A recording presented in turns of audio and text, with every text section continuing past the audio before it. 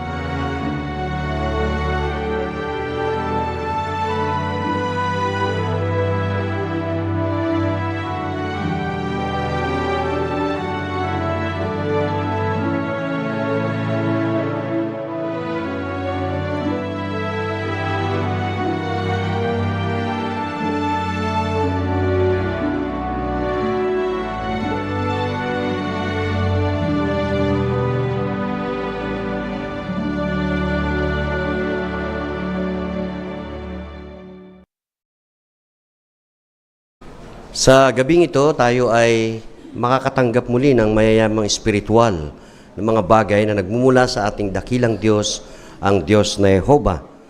Meron tayong tatlong bahagi ng ating pagpupulong.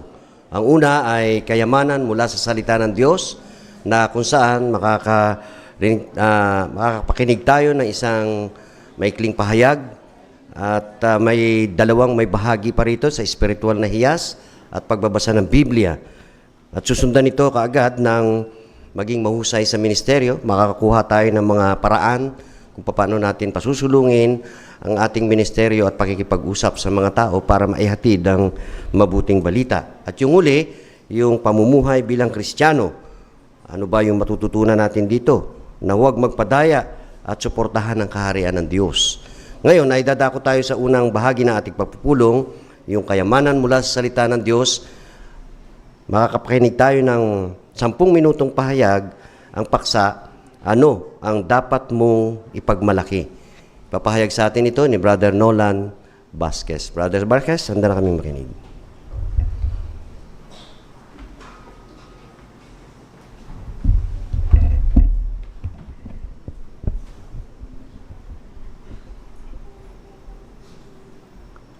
Sa mundong kinabubuhayan natin sa ngayon, dahil nga sa mga huling araw na tayo, ano ba ang dapat natin ipinagmalaki? Ang sarili ba natin? Mga kakayanan ba natin? O mga magagarang sasakyan natin?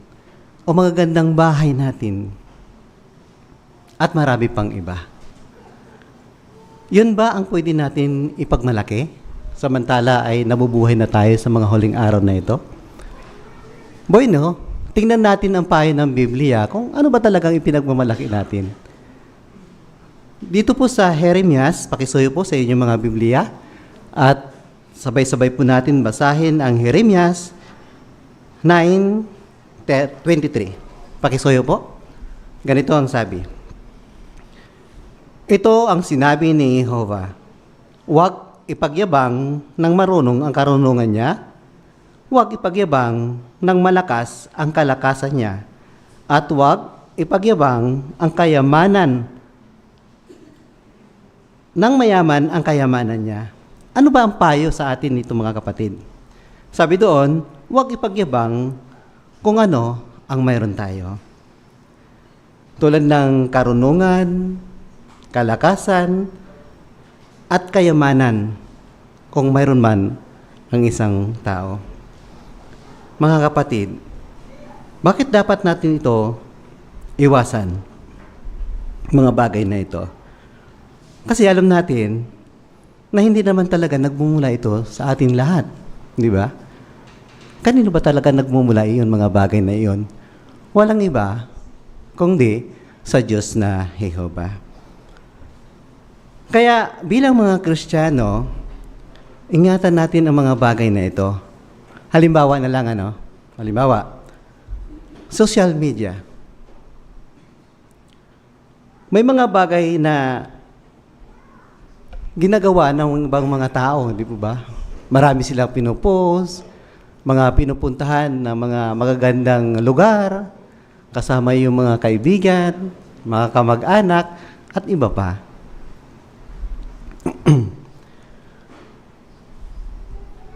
Dahil nga ay nabubuhay na tayo sa sanlibutan na ito, madalas din naman talaga natin napupunood na yon sa mga social media tungkol sa mga nangyayari sa buhay nila. Kaya kung minsan, nagko-comment din tayo na sana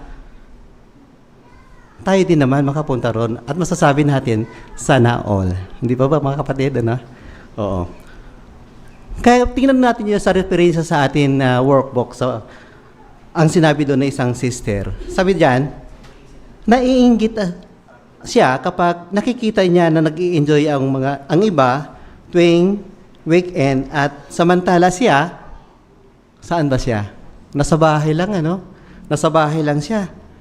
Kaya nakikita niyo din mga kapatid kung ano yung epekto sa isa na tumitingin sa mga pinopost sa social media. Pero kasama ba na mayroon pero masama ba magkaroon ng social media, mga kapatid? Masama ba talaga?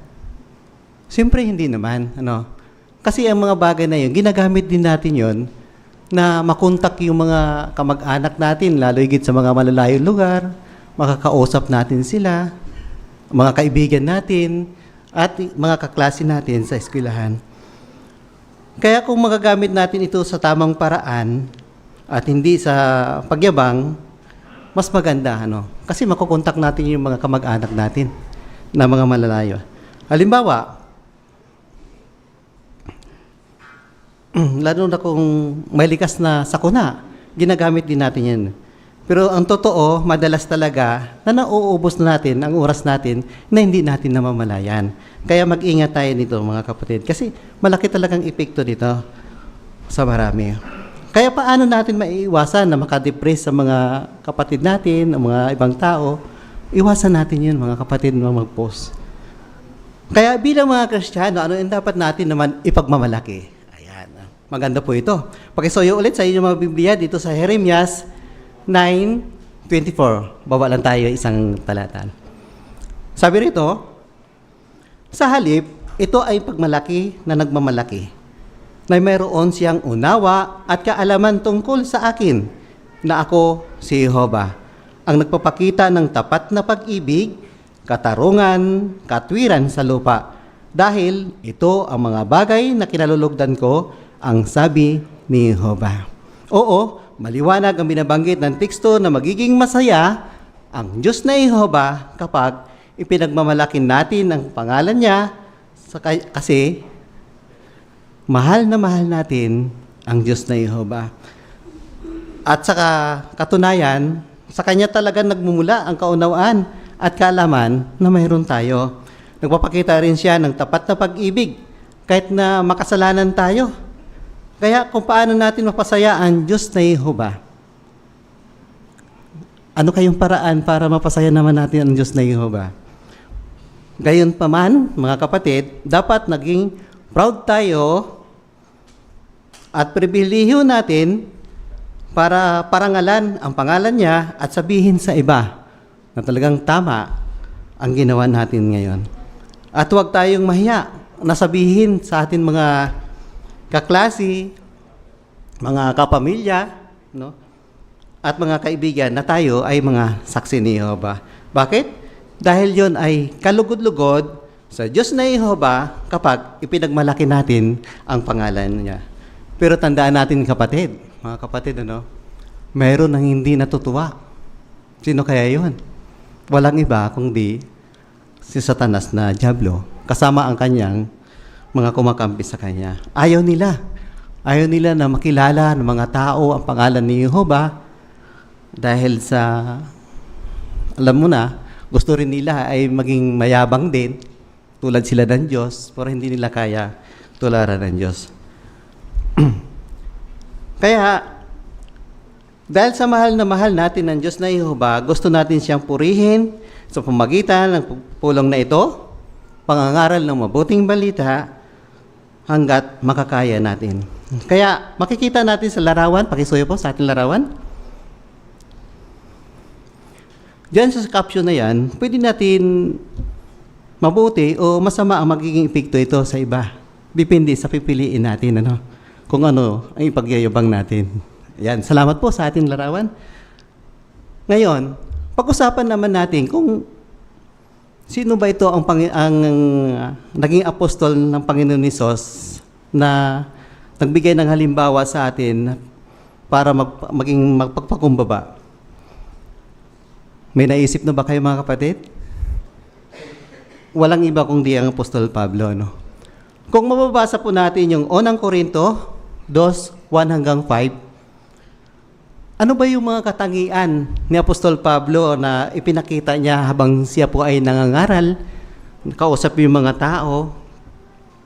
Bagamat si Apostol Pablo ay maraming alam, pero hindi po siya nagyabang. Hindi siya nagyabang sa mga kausap niya, bagkos itinuon niya ang kapurihan sa Diyos na Jehovah at hindi sa kanya. Para kung may pananampalataya man na nakikinig sa kanya, hindi matuon sa kanya pansin, kundi sa Diyos na Jehovah. Kaya kung isa ka nagpapakita ng karunungan sa sanlibutan ito, tulad ng pagsasanay sa hanap buhay, talino sa komersyo, mataas na pinag-aralan sa siyensya o filosofiya, kung iniisip ng isa na alam niya mga bagay sa sistema ito ng sanlibutan, nagkapanli po siya. Dahil alam natin ang sanlibutan na ito ay lumilipas. Pero ang magkaroon ng pag-uunawa, kaalaman tungkol kay Jehovah, ito ay kalugod-lugod sa Kanya. Kaya, ano ang dapat natin ipagmamalaki? Dapat masagot natin yan, mga kapatid.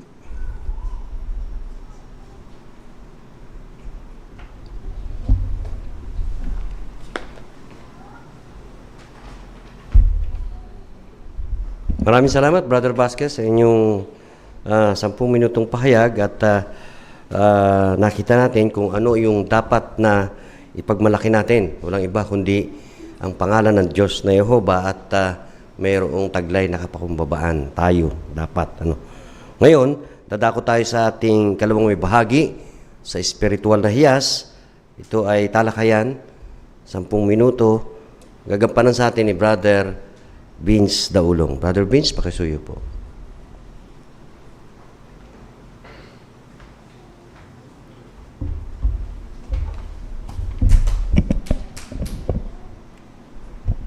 Dumako na po tayo sa ating paghukay, sa ating spiritual na hiyas. Sino pang nais magbasa ng Jeremias, Kabanata 10, talatang 21? Pakisuyo. Kay Kulay, Daulong.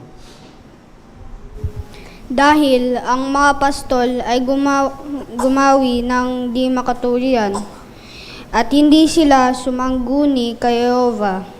Kaya hindi sila kumilos ng may unawa at nangalat ang lahat ng kanilang kawan. Salamat po sa mahusay na pagbasa. Dumako po tayo sa ating unang tanong. Ano ang matututuhan ng mga Kristiyanong tagapangasiwa sa tekstong ito?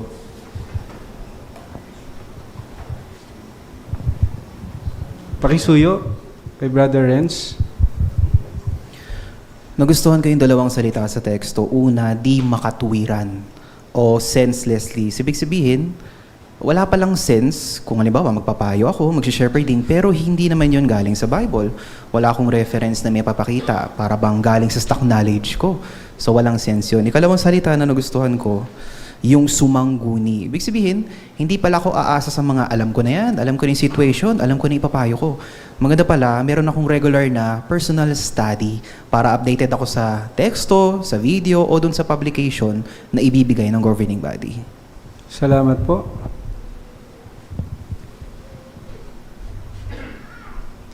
Meron pa pong ibang punto? Kay Sister Iya Maglangit, pakisuyo. Kaya po sa mga elders sa ngayon, o yung mga Christian overseers, dapat po tularan nila si Jesus. Manatiling masipag sa personal study, minimake sure po na yung tinuturo talaga ay Bible-based at ito ay sa direction ng organisasyon ni Jehovah. At kapag hindi po sila nakafocus sa salita ng Diyos, mahirapan po silang magbigay ng tamang direction sa kongregasyon. Salamat po. Malinaw na po ang punto. Dumako na po tayo sa ikalawang tanong. Sa pagbabasa ng Biblia para sa linggong ito, anong spiritual na hiyas ang nagustuhan mo? Pakisuyo kay Sister Maybelline Adriatico. Napahalagahan ko po ang Jeremias 10:23, lalo na po yung katotohanan na hindi natin kayang ituwid ang sarili natin ng tayo lang dahil limitado lang po yung ating kaalaman at pag-unawa. Kaya naman po, gusto ko pong sikapin na lagi magtiwala kay Jehovah at isang alang-alang siya sa mga gagawin kong desisyon at magagawa ko po ito kung lagi kong i-consider ang kanyang salita, ang Biblia at makikinig sa mga payo ng inatasan niya. Salamat po. Kay Brother Roy Mata, pakisuyo.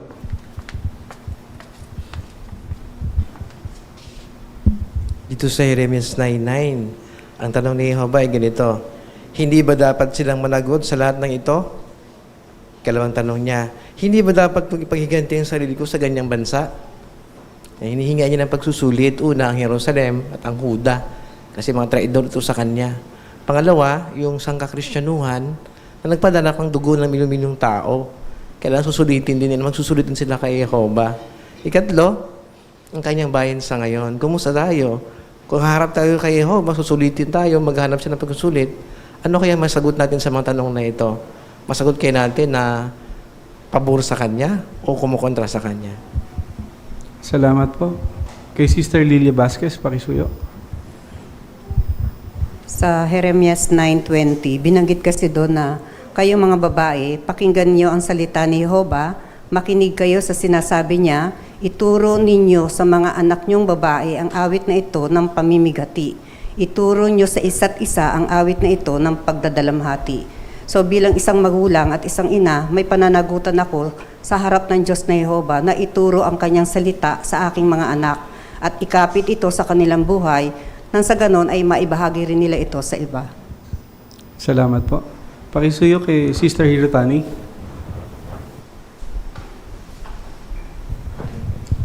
Nagbigay pansin ako na yung buhay natin ngayon, napaka-miserable. At ito ay katibayan na bigong-bigo yung pamamahala ng tao na tama ang sinabi ng Jeremiah 10:23 na hindi para sa taong lumalakad ang ituwid man lang ang sarili niyang hakbang. Kasi mas inuuna ng taong kapakanan ng sarili bago ang iba. Kaya nagdulot ito ng lalong kalungkutan at paghihirap sa lahat. Nakakalungkot, marami pa rin na patuloy na umaasa sa kapwa-tao. Hindi nagbigay pansin sa malagang katotohanan na ang pamamahalan ng Diyos lamang ang makapagbibigay ng tunay na kapayapaan, kaligayahan at kasaganahan. Ang difference nito dahil ang Diyos, yun ang layunin niya para sa lahat ng tao. Salamat po. Kay Sister Ampi Calso, pakisuyo. Sa Jeremiah 10:6-7, nakatulong ito ng malaki sa akin, lalo na sa personal kong buhay, maging sa ating bansa. Mag-focus tayo sa solusyon, kung hindi dahil sa lahat ng problema sa ating buhay. Si Jehovah God, nakikita at nababasa niyang laban ng ating isip at puso. Na wala siyang katulad, dakila at makapangyarihan. Matakot sa ating hari, marunong siya sa lahat, lalo na may kilalaman sa kaharian na tayong hinihintay. Salamat po. Pakisuyo kay Brother Torres.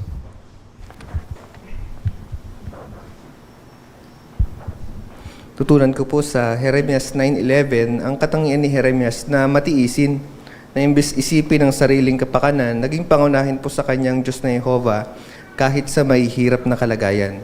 Kaya nais ko rin po na tularan ng kanyang pagiging matiisin. At sa paggawa po nito, makasigurado tayo na nakikita ito ni Jehovah at pagpapalain niyo po ito. Salamat po. Kay Sister Umali, pakisuyo.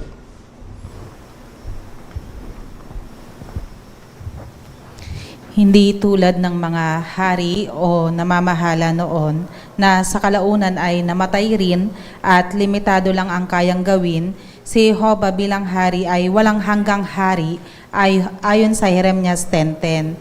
Kaya kung siya ay walang hanggang hari at walang limitasyon, siya lamang ang dapat na paglagakan ko ng lubos na tiwala at katapatan dahil siya ang tunay, makapangyarihan at walang hanggang hari. At para masuportahan ngayong kanyang kaharian, dapat na lagi kong sabihin sa mga tao yung kanyang plataporma sa hinaharap sa pamamagitan ng pangangaral. Salamat po. Kay Brother Bart. Binanggit po sa Jeremias 9:23 na huwag nating ipagyabang na may karunungan tayo.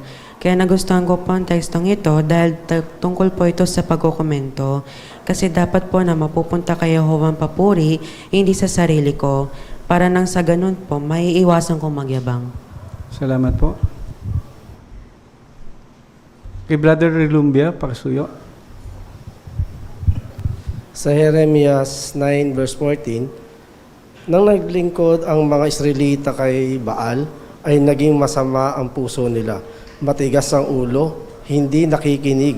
Sumusunod sila sa sarili nilang kaisipan. Nilimot nila ang Diyos na Jehovah at sinamba nila ang Diyos-Diyosan. Ang aral po, kapahamakan dahil hindi sila matutulungan ng sinasamba nilang Diyos-Diyosan. Salamat po. Sister Shares, pakisuyo. Sa Jeremias 9:24 po, sabi, ito ang ipagmalaki ng nagmamalaki na mayroon siyang kaunawaan at kaalaman tungkol sa akin na ako si Jehovah. Lahat po tayo gustong ipagmalaki si Jehovah, pero kung minsan, yung pagyayabang ko po ay dahil na sa aking sariling kagustuhan na maging angat sa iba, umapansin pa nga. Kaya paalala po ito sa akin na dapat mas maging maingat din ako sa paggawi ko, sa pananalita ko sa iba at motibo ko. Imbis mapapurihan ko si Jehovah kasi baka baliktad yung mangyari, masira ko pa ang banal na pangalan ni Jehovah. Salamat po. Uling komento kay Brother Belmonte, pakisuyo. Sa Jeremias 9:4, nilalarawan dito kung gaano kalunos-lunos ang kagalagayan ng Jerusalem. Pero hindi tayo inuutusan nito na wag na tayong magtiwala sa pamilya natin porket hindi sila perpekto o kaya kahit sa mga kapatid. Ang aral lang po dito, wag nating lubusang ilagak yung pagtitiwala natin sa kanila na para bang sila na yung sinasamba natin dahil ang lubos na pagtitiwala po ay nararapat lang po kay Jehovah. Salamat po sa lahat na nakapagpapatibay na komento.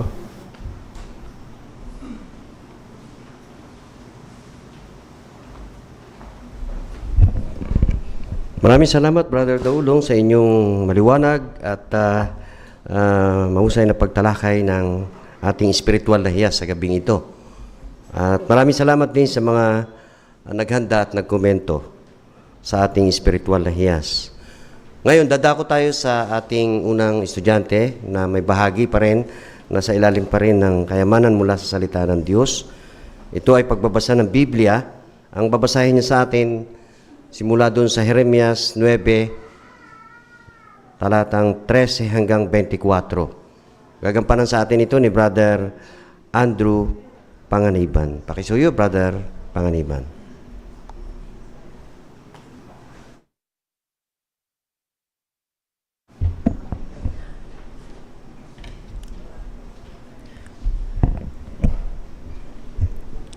Sumagot si Jehovah, dahil tinalikuran nila ang kautusan na ibinigay ko sa kanila, at dahil hindi nila iyon sinunod at hindi nila pinakinggan ang tinig ko.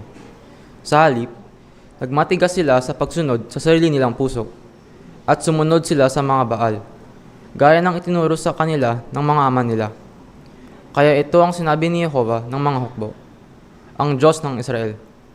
Pakakainin ko ng ahento ang bayang ito, at painumin ko sila ng tubig na may lason. Pangangalatin ko sila sa mga bansang hindi nila kilala, pati ng mga ninuno nila. At magsusugos ako ng espada hanggang sa malipol ko sila. Ito ang sinabi ni Jehovah ng mga hukbo. Kumilos kayo ng may unawa. Ipatawag ninyo ang mga babaeng umaawit ng pagdadalamhati. Ipatawag ninyo ang mga babaeng bihasa para magmadali sila at magdalamhati para sa atin. Para umagos ang luha sa mga mata natin at pumatak ito mula sa talukap ng ating mga mata. Dahil maririnig ang pagdadalamhati mula sa Sion. Napakasaklap ng nangyari sa atin. Napakalaking kahiyan nito. Dahil pinaalis tayo sa lupain at binasak nila ang mga tahanan natin. Kayong mga babae, pakinggan ninyo ang salita ni Jehovah. Makinig kayo sa sinabi nila. Ituro ninyo sa mga anak ninyong babae ang awit na ito ng pamimighati. Ituro ninyo sa isa't isa ang awit na ito ng pagdadalamhati.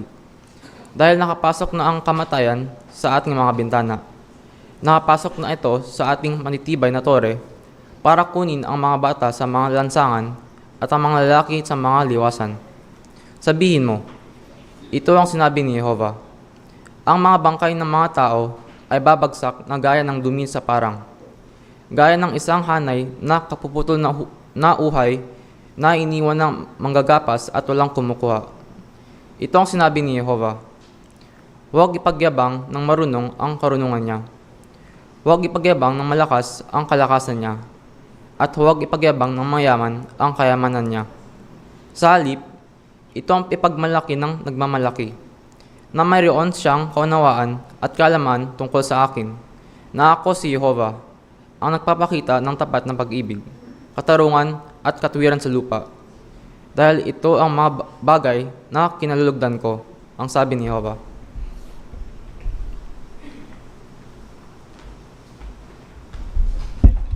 Okay, maraming salamat, Brother Andrew, sa inyong mahusay na pagbabasa ng Biblia. Kayo ay inatasan dito sa Aralin 12. Sabi ay yung mabait at may empatiya. Sa pagbabasa pala, mga kapatid, pwede nating ipakita na tayo'y may empatiya doon sa kausap natin sa larangan o sa ating mga teritoryo. Sa pamamagitan ng yung tono ng boses natin pag tayo ay nagbabasa, na ibig sabihin, nagmamalasakit tayo doon sa kausap natin. Halimbawa, yung binanggit ni Brother Andrew doon sa Jeremias, yung huling bahagi, ang sabi niya ay, ito ang sinabi niyang Diyos na Jehovah. Huwag ipagyabang ng marunong ang karunungan niya. At doon sa 24, sa halip, ito ang ipagmalaki ng nagmamalaki. na mayroon siyang kaunawaan at kaalaman tungkol sa akin, sabi ni Brother. Pwede pala natin ipakita yung pagbabasa natin na may empatiya tayo doon sa kausap natin na kailangan niya itong impormasyon na ito. Lalo-lalo na kung ibabagay natin yung ating pakikipag-usap sa may bahay. Kaya maraming salamat, Brother Andrew, sa inyong bahagi. Yung tono ng boses mo ay binabago-bago mo. Okay. Ngayon ay dadako na tayo sa ating maging mahusay sa ministeryo. Yung unang may bahagi doon sa pagpapasimula ng pakikipag-usap, ito ay di formal na pagpapatotoo. Gagampanan ito ni Sister Michelle Mata at ang kanyang tatayong may bahay ay si Sister Rose Libres. Pakinggan natin sila. Naku, matarik pala yung footbridge dito sa sukat. Pahinga muna kasi hihingalin ako sa pag-akyat dyan. Hi ate, suggestion lang po Pwede naman po kayong dumaan sa baba ng footbridge. Tara, samahan kita sa pagtawid. Baka bawal naman dyan. Saka isa pa, natatakot ako. Maraming malalaking sasakyan ang dumadaan, kaliwat kanan. Hindi naman po ate kasi may mga traffic enforcer naman na tutulong sa atin. Kawayan lang natin sila. Sige, maya-maya na. Kasi ang init at napaka-alinsangan. Mag-July pa naman, di pa nag-uulan. Oo nga po ate, napansin ko din Pero alam niyo po ate, nabasa ko sa Facebook na magkakaroon daw ng El Nino ngayong taon at hanggang August pa daw. Oo, balita ko nga yan tungkol sa Super El Nino. Nakakatakot nga ang magiging epekto nito sa buong mundo. Kaya ito nga lang yung malakas na nangyari na malakas na lindol kailan lang sa Mindanao nakikita na yung mga coral reefs dahil umurong yung tubig ng dagat sa Sarangani Bay, kaya lumitaw na yung mga coral reefs, kaya dahil doon na-expose na sila, unti-unti na silang namamatay. At saka isa pa nagbabala rin ang mga eksperto dahil dito sa Super El Nino na to, magkakaroon ng severe drought at apektado ang Pilipinas. Kapag kaganyan, paano pang hindi na makakapagtanim ang mga tao? Kaya gutom na naman, kaya napaka maraming mangyayaring krisis. Opo, nakakatakot nga po ate. Pero gustuhin natin sa hindi talagang mangyayari yun kasi isa yun sa mga katuparan sa hula sa Bible. Michelle pala yung pangalan ko po ate. Ano po yung pwede kong itawag sa'yo? Tawagin mo na lang ako ng Ate Rose, narinig ko na nga yung sinasabi mo. Saan ba sa Biblia yan makikita? Ayan. Dito Ate Rose sa Lucas 21:11. I-share ko sa iyo sabi dito bilang reminder po. Magkakaroon ng malalakas na lindol, gayon din ng mga epidemya at tagutom sa iba't ibang lugar. Makakita ang mga tao ng nakakatakot na mga tanda sa langit. Oo nga, lahat ng mga tanda na yan nakikita na. Ano naman yung kasunod na mangyayari? Ayan, kapag basahin natin yung karugtong na talata sa 31 ng Lucas 21, sabi dito, sa katulad na paraan, kapag nakita ninyong nangyayari na ang mga ito, makakatsak kayong malapit ng kaharian ng Diyos. Sang-ayon ka po ba ate na ang pagdurusa at kabigatian ng resulta ng mga tulad ng lindol, pandemic at tagutom ay may kasunod na mga pagpapala? Sang-ayon naman ako, maganda pala yung susunod na mangyayari. Malapit nang dumating ang kaharian ng Diyos dito sa lupa. Ipapanalangin ko yan. Nalinawan na ako bakit kailangan mangyari yung mga hula sa Bible. Ayan, pwede naman natin ipagpatuloy yung kwentuhan ate. Kunin ko po yung number niyo po. Sige, picturean mo na lang yung number ko dito para makontak mo ko. Ayan. Meron pa pala akong ibibigay sa iyo ate. Ito yung ang kaharian ng Diyos. Maganda to kasi meron kami ditong QR code. Scan nyo lang po para ma-access nyo po yung website namin. Tapos habang nagbabiyahe, pwede nyo pong mababasa para maaliw po kayo. At saka tara na ate, tulungan na kitang itawid doon sa tawiran. Sige, salamat. Okay, maraming salamat Sister Michelle at Sister Libres. Sister Mata at Sister Libres sa inyong bahagi. Kayo po ay yung inatasan, patitingkarin nyo yung aralin 3 sa number 5. Ang sabi rito, tumulong, humanap ng pagkakataon para matulungan siya. Yung kapwa natin, halimbawa, may daladala o kaya tatawid. Yan. At yun ang magiging daan para makipag-usap sa atin yung natulungan natin. Kailangan pala yun, mga kapatid. Kaya kapag kami nakita tayo na medyo nabibigatan sa daladala niya, pwede natin tulungan. Mag-voluntaryo tayo. At yun ang magiging daan para makausap natin siya. Lalo-lalo na kung mga updated yung kausap natin, katulad na narinig natin. Updated siya sa mga nangyayari. Madaling ipasok ang Biblia o kaya ang mga hula sa Biblia ng makapagpatuto tayo tungkol sa kaharian ng Diyos. Salamat po sa inyo, Sister Mata at Sister Libres. Dadako tayo sa pangalima na bahagi. Ito ay pagpapasimula ng pakikipag-usap din. Bahay-bahay ito. At gagampanan ito ni Sister Cheryl Calso at ang tatay yung may bahay ay si Sister Chrisley Di Macani. Pakisuyo, Sister Calso. Thank you, Chrisley, ha. Pinatuloy mo ko. Bigla kasing lumakas yung ulan, eh. Magpapatila lang muna ako dito sandali.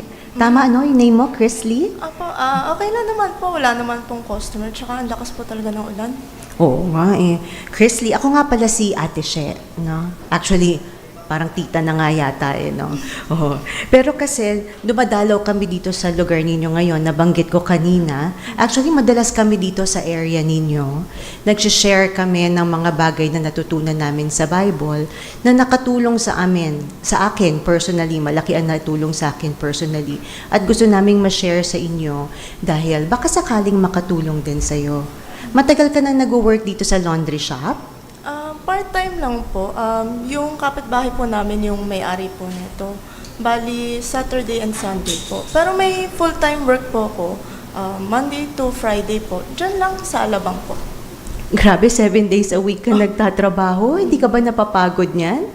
Napapagod din po.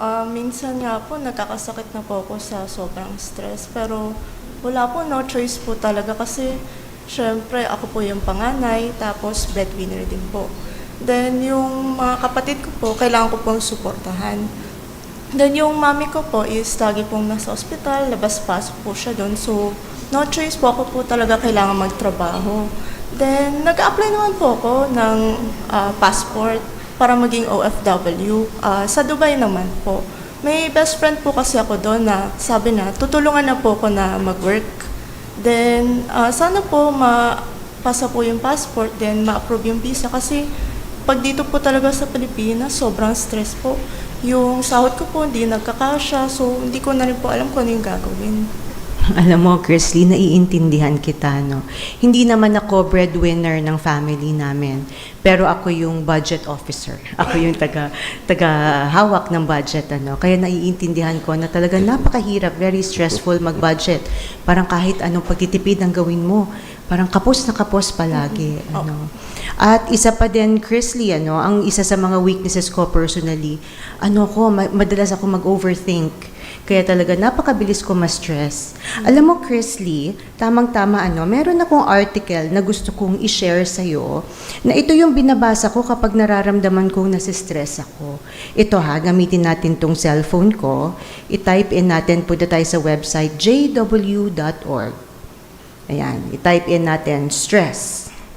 Ito, i-click natin, how to deal with stress. Yan. Gawin nating Tagalog yung language. Sa article na ito, Chrisley, ayan, makikita mo, may mga reminders kung ano yung magandang gawin natin kapag nandyan na yung stress. Kasi 'di ba, ang reality, hindi naman talaga naiiwasan yung problema. Kaya tayo nai-stress, bahagi ito ng buhay natin. May teksto dito, Matthew 6:34. Pwedeng pakibasa mo, Chrisley? Sabi po dito, huwag kayong mag-alala tungkol sa susunod na araw dahil ang kasunod na araw ay magkakaroon ng sarili nitong mga alalahanin. sapat na ang mga problema sa bawat araw. Ayan. So ano yung point ng teksto na nabasa mo? Ang point dito, don't worry too much about the future. Mag-focus lang muna tayo sa kung ano ang magagawa natin ngayon. Ang mag-focus ka muna, makakuha ka ng passport, no? Huwag mo na muna isipin, paano kung di ako makakuha, paano kung ma-deny ako ng visa. Yan. Talagang mag-focus muna tayo sa kung ano yung magagawa natin today. Tapos bukas, ayan, iba na namang araw para maging productive tayo. Natutuwa akong nakausap ka, Chris Lee. Maganda tong website na ito. Sana ma-visit mo. Maraming articles and videos dito na pwedeng makatulong sa'yo. Mukhang maganda po yan. Sige, basahin ko po yan mamaya. Then, baka i-share ko na rin po sa mami ko. Baka makayan po namin yung stress. Sige, Chrissy, natutuwa naman ako. Ayan, tumila na yung ulan. Next time, pag napadaan ako, magkwentuhan tayo ulit, ha? Sige po. Maraming salamat, Sister Calso at Sister Dimacali sa inyong mahusay na bahagi. Kayo po, Sister Calso, ay naatasan doon sa Aralin 3, number 4. Maging mabait at magalang sa pakipag-usap. Kung talagang nagmamalasakit tayo sa kausap natin, gusto natin siyang tulungan, mahalata yun sa boses at sa pakikipag-usap, sa mga pinipili nating salita, o pakikipag-usap sa kanya. Katulad nun, nasaksihan natin, napaka pagpapatibay yung sinabi ni Sister Calso doon sa kanyang kay Sister Dimacali, para mapatibay siya kasi na-stress nga marami siyang aasikasuhin bago magtrabaho sa isang magandang kumpanya. Pero dahil doon sa magagandang salita, mungkahi, ay napapatibay. Pwedeng magpapasimula yun ng pakikipag-usap tuloy-tuloy para maipabot sa kanya ang mabuting balita ng kaharian ng Diyos. Salamat po, Sister Calso at Sister Dimacali, sa inyong mahusay na bahagi. Ngayon, dadako tayo sa huling may bahagi, yung pang-anim. Ito ay pakikipag-usap muli naman, at di formal na pagpapatotoo. Ito ay gagampanan sa atin ni Sister Tina Dimacali at ang tatayong may bahay ay si Sister Richel Centillas. Pakisuyo, Sister Dimacali. Hi, tatandaan mo pa ba ako? Ako yung last time na bumili ng herbal vitamins. Naku, effective sa akin. Nakatulog ako ng maayos kaya nga ito, babalik ulit ako. Ay, opo, natatandaan ko nga po kayo. Kayo po ba yung nag-iwan ng brochure nang bumili? Oo, ako nga yun. At mabuti natatandaan mo ko. Kaso yung last time na nandito ako, ang daming tao. Ang ikli ng pag-uusap natin nun Opo, madami po talagang tao kapag weekend. Yun nga. Ito nga pala yung mga bibilin kong vitamins. Tapos 12 o'clock na. Break time mo na ba? Opo, tama-tama nga po kasi lunch break ko na. Makakapag-usap po tayo ng maayos. Okay, sige. Yung brochure na binigay ko sa'yo, yung Masayang Buhay Magpakailanman, may nagustuhan ka ba dun sa topic na nabasa mo?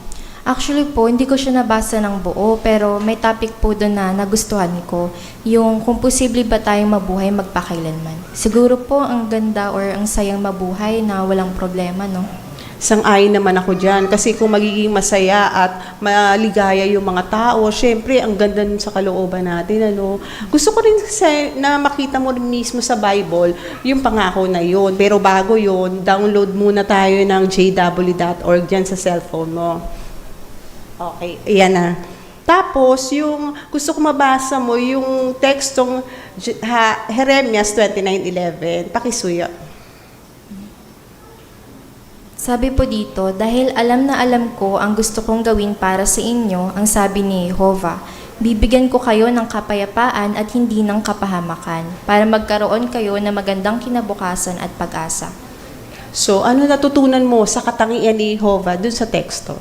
Natutunan ko po dito na si Jehovah pala ay Diyos ng kapayapaan at gusto niya na magkaroon ng magandang kinabukasan yung mga tao.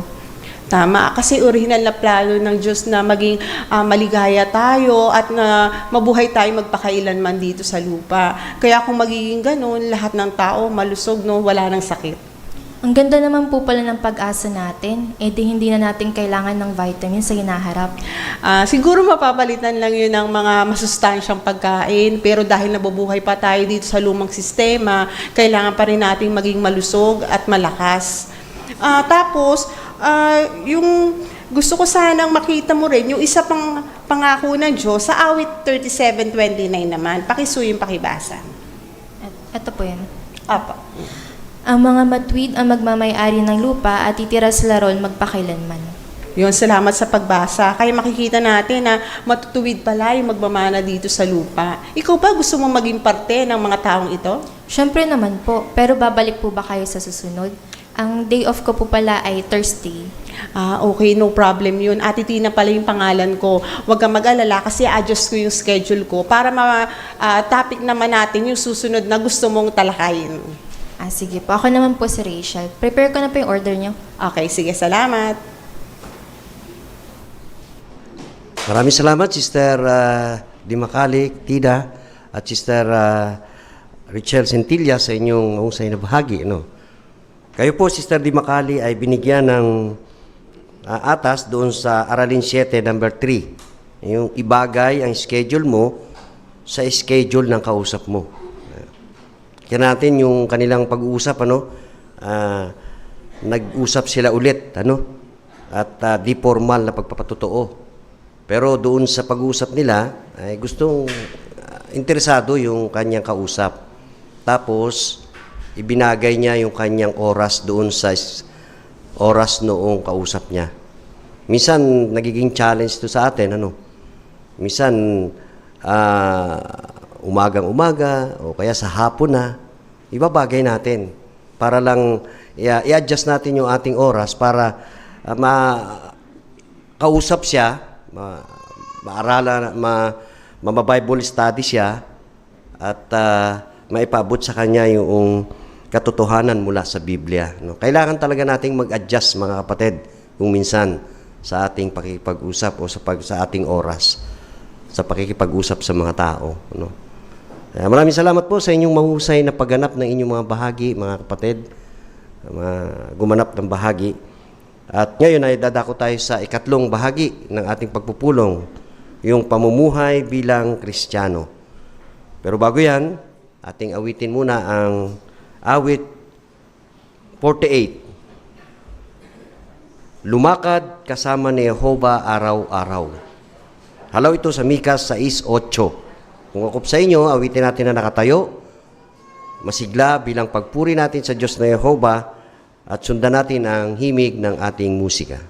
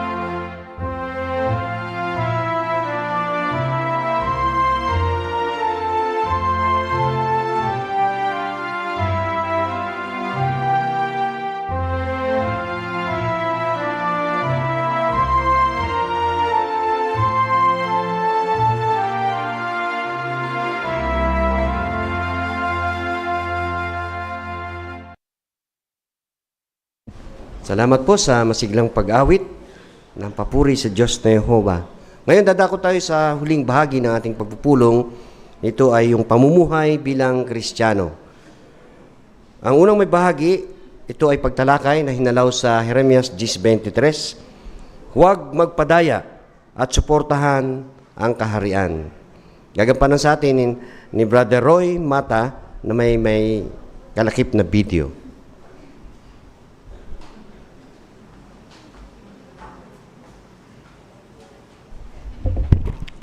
Huwag magpadaya at suportahan ang kaharian. Ito po ay pagtalakay mamaya sa inyong bahagi.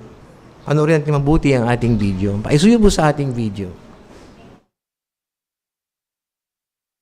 Sa komento sa teksto ngayon, tinalakay kung paano pinalabo ni Satanas ang pananaw ng mga tao kay Jehova. Ginamit niya ang turo ng mga apostata. Tiniyak niya rin na maaalis o mabubura ang pangalan ng Diyos. Sa maraming kopya ng Biblia, yun ang ginawa niya para bulagin ang isip ng mga tao. At may kaugnayan dyan yung pag-uusapan natin ngayong umaga.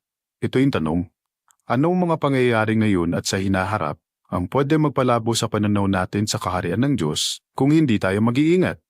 Tingnan natin sa bawat puntong mapag-uusapan natin kung paano natin magagamit yung prinsipyo na makikita sa Jeremias 10:23. Sinabi dito, alam na alam ko, O Jehova, na ang landasin ng isang tao ay hindi sa kanya, hindi para sa taong lumalakad ang ituwid man lang ang sarili niyang hakbang. Pag-usapan natin ngayon kung paano pwedeng mapalabo o mapilipit ng mga protesta, pangako ng mga politiko at ng pagsigaw ng kapayapaan at katiwasayan ang pananaw natin sa kaharian ng Diyos. Una, kapag nagkaroon ng mga protesta. Kadalasan na kapag may protesta, may isa sa kanila na nangunguna. Malakas yung boses niya at nakakakumbinsi siya. At karaniwan na yung pinipili nilang mensahe, yung hindi makatarungan para sa marami. Gaano man karami yung nakikibahagi sa protesta, yung karamihan sa kanila, mga tagasunod ng nangunguna, isinisigaw nila ang iisang slogan o mensahe. Pero ang problema, ang naiisip nilang solusyon, ay galing sa mga tao. Natatandaan niyo ba yung nabasang teksto? Hindi para sa taong lumalakad, ang ituwid man lang ang sarili niyang hakbang. Bakit mapanganib ang mga protestang ito para sa atin? Kapag nadadala tayo ng mga isinisigaw nilang mensahe o ideya sa mga protesta, kahit kaunting pagsuporta lang, kahit nasa puso lang, pwede itong palabuin ang pananaw natin sa kaharian. Saan tayo dadalhin nun? Yung mga tao sa sanlibutan dahil walang direksyon ng buhay nila, yung puso nila punong-puno ng galit at paghihiganti. Pwede rin mangyari sa atin yan kapag nawawala na ang focus natin sa kaharian ng Diyos. Pag-usapan natin ngayon ang mga nangyari sa mga sumuporta sa anak ni Haring David na si Absalom. Sinabi ng Biblia na ayaw ni Absalom sa paghahari ng tatay niya, pero hindi lang yan. Sa mga sinabi at ginawa niya, nanghikayat si Absalom. Mababasa natin yan sa 2 Samuel 15, talata 2 hanggang 6. Nangako siya ng katarungan sa mga tao. Sinabi sa 6, patuloy na ninanakaw ni Absalom ang puso ng mga tao. Kaya malinaw, nadala o nahikayat ng mensahe ni Absalom ang mga tao at naging marahas ang mga sumuporta sa kanya. Naging napakagulo sa Israel. Kaya kahit ang puso ng mga sumasamba kay Jehova, pwedeng manakaw. O gaya ng sinasabi ng teksto ngayon, pwede itong malinlang ng maling mensahe o impormasyon. Iyan ang panganib sa atin at siguradong alam na alam yan ni Satanas. Kaya walang kaduda-duda na ginagamit ni Satanas ang iba't ibang mensahe sa mga protesta para ilayo ang atensyon ng mga tao sa tunay na solusyon, ang kaharian ng Diyos. At gagawin ni Satanas ang pinakamagagawa niya para mahikayat din ang ilang lingkod ni Jehova hanggat posible.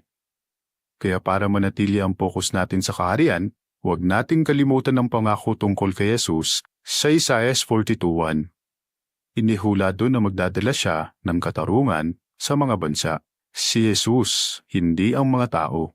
Bilang hari sa kaharian ng Diyos, si Jesus lang ang makakapagbigay ng isang bagay na hindi kayang ibigay ng mga tao, ang tunay na katarungan para sa lahat. Pag-usapan natin yung isa pang pwede magpalabo sa pananaw natin sa kaharian, yung pangako ng mga politiko. Di ba lahat na lang pinapangako nila kapag eleksyon kahit hindi naman totoo para lang manalo? At sabihin na nating sinusubukan nilang tuparin ang ilan sa mga pangako nila. Pero madalas nabibigo pa rin sila kasi kulang sila sa kakayahan at karunungan. Kaya pansamantalang mga solusyon lang talaga ang maibibigay ng mga politiko sa mga tao. Yun lang ang kaya nila. Kadalasan na, ibinibigay nila kung ano yung gusto ng nakakarami. Napakapilipit ng kaisipan nila, kaya hirap silang makita yung pagkakaiba ng tama at mali. Napakalaki ng problema nila, hindi nagkakaisa yung mga sakop nila at wala silang permanenteng solusyon sa mga yun. At baliwala lang din kahit may pondo pa sila. Naalala niyo ba uli yung sinabi ni Jeremias, hindi para sa taong lumalakad ang ituwid man lang ang sarili niyang hakbang. Sa Roma noon, para mapatahimik yung mga nagre-rebelde sa pamahalaan, marami silang ipinamigay sa mga tao. Pagkain, tibangan, at maraming serbisyo ang libre at napakamura. Tinawag itong tinapay at mga sirkus. Yan ang solusyon nila para mapatahimik at makuha ang suporta ng mga tao. At kagaya ng mga gobyerno ngayon, unti-unti ring nawalan ng kapangyarihan ang imperyong iyon. At yung mga namamahala, pansamantala lang na solusyon ng naibibigay nila at hindi pang matagalan. Siguradong nakinabang din ng mga Kristiyano noon sa Roma at sa iba pang lugar sa mga ipinamigay ng imperyo. Pagkain, tubig, magandang kalsada at iba pa. Pero, kailangan panatilihin ng mga Kristiyano ang kanilang focus sa Panginoon at sa ipinangakong kaharian. Kasi kung hindi, mapipilipit ang pananaw nila. Posibleng maikompromiso nila ang pananampalataya nila at suportahan ng imperyo ng Roma. At napakadelikado nun. Alam natin ang nangyari. Di nagtagal, pinag-usig ng imperyo ng Roma ang mga Kristiyano. Sa ngayon, baka nakikinabang din tayo sa mga ibinibigay ng mga gobyerno. Pero gaya ng mga Kristiyano noon, hindi natin dapat hayaan na mawala ang focus natin sa kaharian ng Diyos. Anong makakatulong sa atin? Laging tandaan na nakadepende kay Jehovah at kay Jesus ang kinabukasan natin. Permanenteng solusyon ang ibinibigay nila. At yung mga ipinangako nila, siguradong matutupad yun. Kung tatandaan natin yan, kahit pagusigin tayo ng mga gobyerno sa ngayon, hindi tayo makikipagkompromiso. Gaya ng sinasabi ng Biblia, susunod tayo sa kanila basta hindi ito labag sa utos ng Diyos. Pero kahit sumusunod tayo sa kanila, hindi ibig sabihin nito na nagtitiwala tayong makakapagbigay sila sa atin ng magandang kinabukasan. Kaharian lang ang makakapagbigay niyan. Kaya habang mas sinisigap ng mga gobyerno na makuha ang suporta ng mga tao gamit ang mga pangako nila, mas determinado tayo na mag-focus sa kaharian ng Diyos. Pag-usapan natin ang ikatlong pwedeng magpalabo sa pananaw natin sa kaharian ng Diyos, ang pagsigaw ng mga bansa ng kapayapaan at katiwasayan. Pansinin ang sinabi sa unang Tesalonica 5, talata 3. Inihula dito na kapag sinabi na ng mga gobyerno, kapayapaan at katiwasayan, pansinin, biglang darating ang kanilang pagkapuksa. Bakit biglang darating ang pagkapuksa? Kasi hindi gobyerno ng mga tao ang solusyon. Kahit alam na nila ang mensahe ng kaharian, hindi pa rin sila humihinto sa pagtitiwala sa sarili nila. At sa inaharap, pagmamalaki pa ng gobyerno sa mga tao, may kapayapaan at katiwasayan na. Yan ang katuparan ng unang Tesalonica 5:3. Pero si Jehovah lang ang nakakaalam kung paano at kailan mangyayari yan. Pero kahit mukhang totoong-totoo sa kanila na may kapayapaan at katiwasayan na, ito pa rin ang katotohanan. Hindi para sa taong lumalakad, ang ituwid man lang ang sarili niyang hakbang. Di ba kahit ikampay ng mga tao ang mga kamay nila, hindi sila makakalipad. Kapag sinubukan din ng mga taong mamahala, hindi sila magtatagumpay. Kaya habang papalapit tayo sa malaking kapigatian, hindi tayo dapat magpadaya. Kahit pa mukhang totoo yung sinasabi at ibinabalita ng mga bansa. Bilang review, hindi tayo madadaya kung hindi tayo magpapadala sa mga mensahe ng mga protesta. Hindi rin tayo madadaya kung hindi tayo magtitiwala sa mga pangako ng mga politiko. At kapag sumigaw na ang mga tao ng kapayapaan at katiwasayan, hindi tayo dapat maniwala. Kaya anumang marinig nating balita sa TV, radyo, social media at iba pa, kumbinsido tayong kaharian ng Diyos lang ang solusyon. At para patuloy tayong magtiwala, lagi nating ipangaral ang mabuting balita ng kaharian, pati na ang mangyayari sa mundong ito ni Satanas. Laging tandaan, si Jehovah at si Jesus lang ang makakapagbigay ng magandang kinabukasan. At huwag hayaang palabuin ng mundong ito ni Satanas ang pananaw natin sa kaharian ng Diyos. Tandaan ang tekstong ito. Pansinin ang sinasabi sa Isaiah 26:3 at 4 na gagawin ni Jehovah. Mababasa natin dito, iingatan mo ang mga lubos na umaasa sa iyo. Patuloy mo silang bibigyan ng kapayapaan dahil sa iyo sila nagtitiwala. Magtiwala kayo kay Jehovah magpakailanman dahil si Jehovah ang walang hanggang bato. Salamat sa ating video. At ngayon mga kapatid, ito naman ang inyong bahagi sa tanong natin ayon sa ating video na napanood. Anong mga pangyayari ang pwedeng magpabago sa pananaw natin sa kaharian ng Diyos at paano natin maiiwasang madaya? Kay Sister Joby po sa bandang harapan, paisuyo.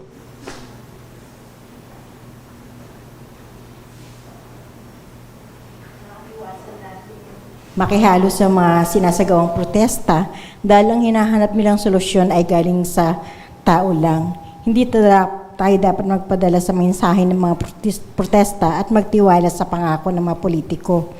Dapat kumbinsido tayo na ang kaharian ng Diyos na Jehovah ang solusyon dahil si Jesus at si Jehovah lang ang makakapagbigay ng kinabukasan. Okay, salamat Sister Joby. Kay Sister Canso muna, paisuyo sa bandang likuran. Huwag nating palabuin si Satanas ang kaisipan natin.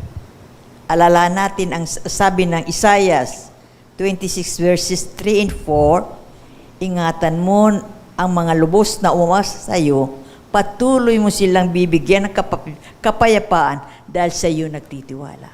Salamat Sister Canso sa malinaw na sagot. Kay Sister Libres po, paisuyo. Kanina nga may tatlong paraan kung paano tayo mababago yung ating pananaw. Nabanggit na yung dalawa at yung ikatlo, sabi nga, pagsigaw nila ng kapayapaan at katiwasayan na hindi rin naman mangyayari. Dahil sa lahat ng ito, nakafocus lang sa tao yung pag-asa. Kaya may iwasan natin to kung tatandaan natin yung susing teksto na malinaw na nagsasabi na hindi sa tao ang magtuwid ng mga bagay-bagay kahit pa sarili niya, kundi focus lang sa solution ay tanging ang kaharian ng Diyos ang permanenteng solution. Salamat po. Kay Sister Mian Charis, paisuyo dito sa bandang kaliwa. Alam po natin na ang kaharian lamang ng Diyos ang makapagbibigay po ng permanenteng solusyon.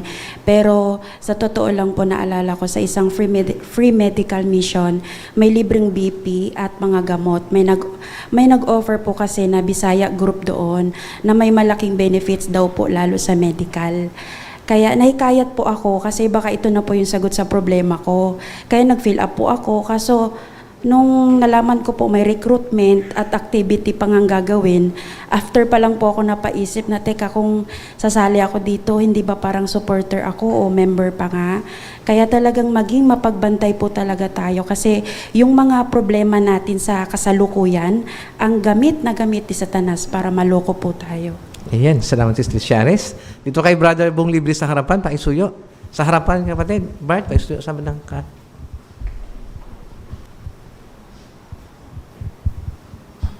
Hindi nga tayo nakikisali sa mga protesta, hindi tayo pumupunta doon para magprotesta, pero nanonood naman tayo ng mga social media. Baka dumating ang panahon na may kinakampihan na tayo. Madadaya tayo pag gano'n. No? At ihina yung pananampalataya natin sa Diyos na Jehovah pag gano'n. Kaya iwasan din natin yun na may kinakampihan sa social media, lalo-lalo na para ang dapat suportahan natin yung kaharian ng Diyos na Jehovah. Doon tayo magtiwala Siya lang ang makapagbibigay ng tunay na buhay. Ayan, salamat. Nanako niyo ang puso. Ay, sister, umali, pakisuyo.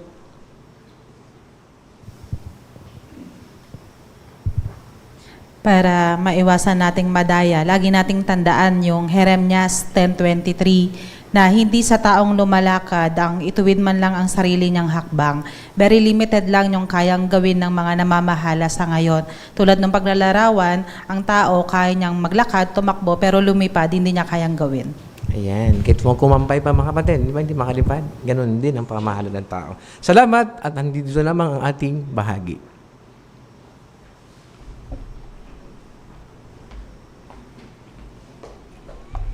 Maraming salamat, Brother Mata, sa inyong maliwanag at nakapagtuturong pagtalakay sa paksang ito. No? Huwag magpadaya at suportahan ang kaharian ng Diyos. Ngayon, dadako tayo sa huling bahagi ng ating pagpupulong. Ito yung pag-aaral ng ating kongregasyon sa Biblia gamit ang aklat ng mga aral sa Biblia. Doon na tayo sa aral 96 hanggang 97. Ito ay tatalakayin sa atin ni Brother Danilo Calso at kasama niya yung kanyang tulong na tagabasa si Brother SL Magpili.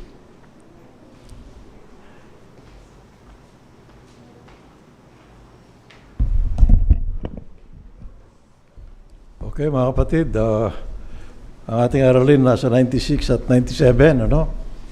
So, ang aralin 96, pinili ni Jesus si Saul. Kaya pisan na natin ito, pakisuyuan natin si Brother Esel na magbasa ng mga paroko. Si Saul ay isang mamamayang Romano na ipinanganak sa Tarso. Pariseo siya at alam na alam niya ang kautosang Hudyo, pero galit siya sa mga Kristiyano. Kinakaladkad niya sila, lalaki at babae, mula sa kanilang bahay at pinapakulong sila. Pinanood pa nga niya ang pagbato ng mga tao kay Esteban hanggang sa mamatay ito. Pero hindi lang mga Kristiyano sa Jerusalem ang gusto niyang ipakulong. Hiniling niya sa mataas na saserdote na papuntahin siya sa lungsod ng Damasco para maipakulong din ng mga Kristiyano doon. Nang malapit na doon si Saul, bigla siyang nasilaw ng napakatinding liwanag at natumba siya. Tapos may nagsalita, "Saul, bakit mo ako inuusig?" Nagtanong si Saul, "Sino ka?" Sumagot ito, "Ako si Jesus. Pumunta ka sa Damasco at doon mo malalaman ang dapat mong gawin." Biglang nabulag si Saul, kaya inilalayan siya papunta sa lungsod. Sa Damasco nakatira ang tapat na Kristiyanong si Ananias.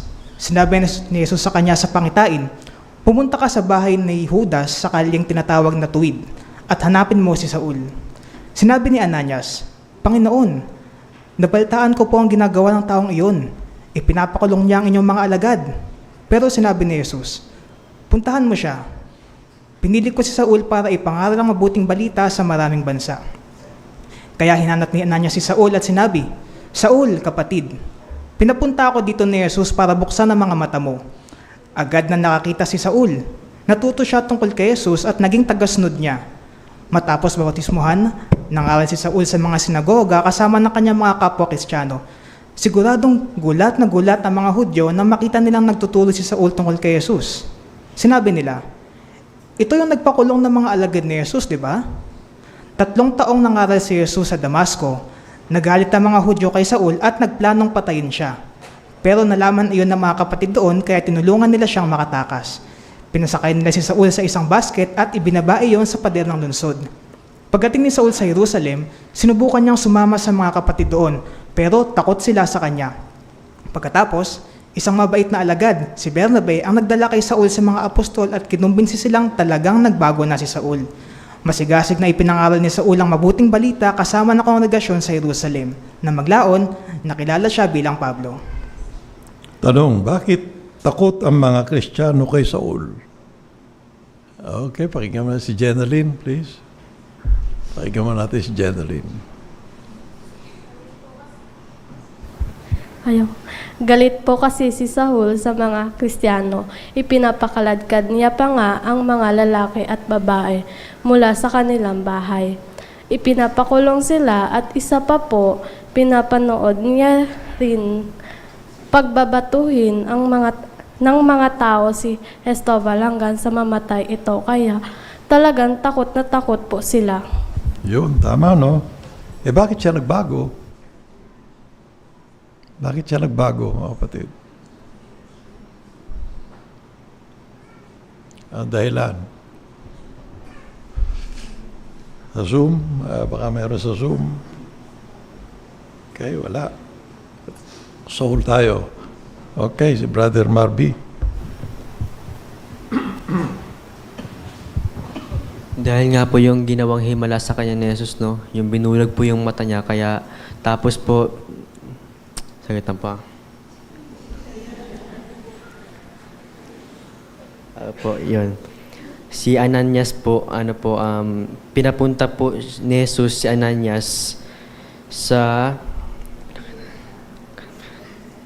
Damasco po, at sinabi po ni Jesus na pinili niya po si Saul para ipangaral ang mabuting balita. Okay, tama naman, ano? Brother Odi?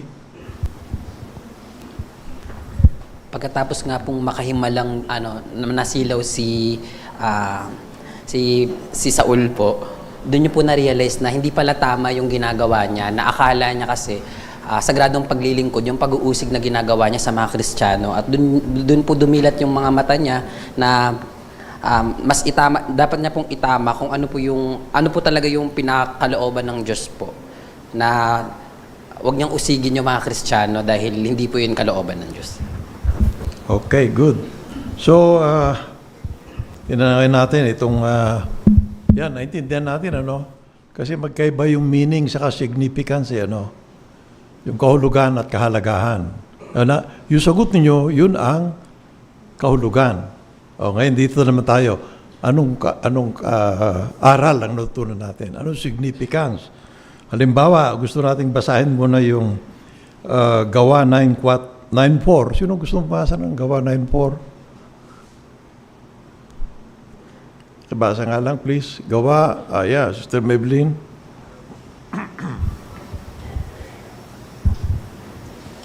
Nabuwal siya at may narinig na tinig. Saul, Saul, bakit mo ako inuusig? Yan. Okay. Hindi sinabing Saul, Saul, bakit mo inuusig mga tagasunod ko? Hindi, Bakit siya? So, anong natutunan natin dito tungkol kay Jehovah, mga kapatid? Halimbawa, si Jehovah, di ba yung Maya, buy 4, get 1 free. Yung free pagka nahulog, walang halaga na yun, Pero napapansin pa rin ni Jehovah. So ngayon dito, anong gusto sabihin nito? Nabuwal siya, may narinig, Saul, Saul, bakit mo ko inuusig? Bakit kaya binanggit ito ng Panginoong Hesus? Sister Lydia Vasquez, please. Sa dahilan po na nararamdaman ng Diyos na Jehovah yung ginagawa ni Saul sa kanyang mga tapat na lingkod. Kaya sinabi niya, bakit mo ako inuusig? Sa totoo naman, di naman siya ang inuusig. Pero dahil nga doon, naramdaman ng Diyos yun. Okay. So, anong lesson natin doon, mga kapatid? Anong matutunan natin dyan? Halimbawa, kasi Pablo yan, Pero sa panahon natin, Sister Quiñones naman. Ibig sabihin na alam ni Jehovah at ni Jesus Christ yung nararanasan nating mga pag-uusig. Yun. Kaya, Brother, Sister, Serotane, please. Sa atin nararanasan din natin minsan nagagalit sa atin yung mga tao pag tayo lumalapit sa kanila. So, ngayon na natutunan natin na hindi sa atin nagagalit ang mga tao, kundi kakatulad ng sinabi ni Jesus na, Saul, Saul, bakit mo ko pinag-uusig? Ibig sabihin, hindi tayo ang tinitira, kundi ayaw nila sa Diyos na Jehovah. Okay, Brother Jonel. Minsan sa territory natin, yung mga opposers, yung mga talagang halos every time nakikipag-debate sa atin, minsan dumating sa point na kapag sila ay napangaralan tapos tumugon, sila ay nagiging mas masigasig na mga lingkod ni Jehovah. At ganoon din yung nangyari sa akin nung ako ay na-study. Yung Bible teacher ko ay opposer siya, pero siya ay naging lingkod ni Jehovah at ngayon ay masigasig siya na regular pioneer. Okay. Yung 9/11 nga, pakisuyo, basahin natin at anong matutunan natin dito may kaugnayan sa ating ministry? 9/11, pakibasa lang please para mabilis tayo. Sino una nakakita? Brother Nolan, please.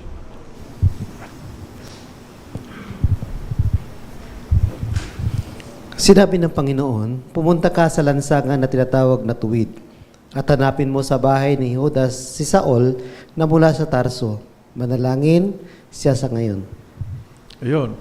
So pagka may nasumpuan tayo sa ating ministry na interesado, anong gagawin natin? Ayun dyan, nakita nyo, no? Anong gagawin ninyo? Brother Roy Mata. Ayon sa guidelines na binanggit dito, kailangan nating isulat ng gusto kung ano yung address, street, pangalan, complete name, ano yung mga palatandaan doon sa kanya. Ayun, kumpleto. No? Kahit sila may house-to-house record, no? Malalaman ba ni Ananias yan kung walang record talaga? No? So, yun ang ating natutunan dyan. Ngayon, si Pablo, bagong baptize, pero talaga nangaral na. So, anong lesson natin doon sa mga unbaptized publisher na nangangaral na rin? Anong kailangan natin gawin? Para sa ganun ay magkaroon siya ng lakas na loob na mangaral din, katulad ni Pablo. Anong gagawin natin sa mga unbaptized publisher na study natin? Brother Nolan.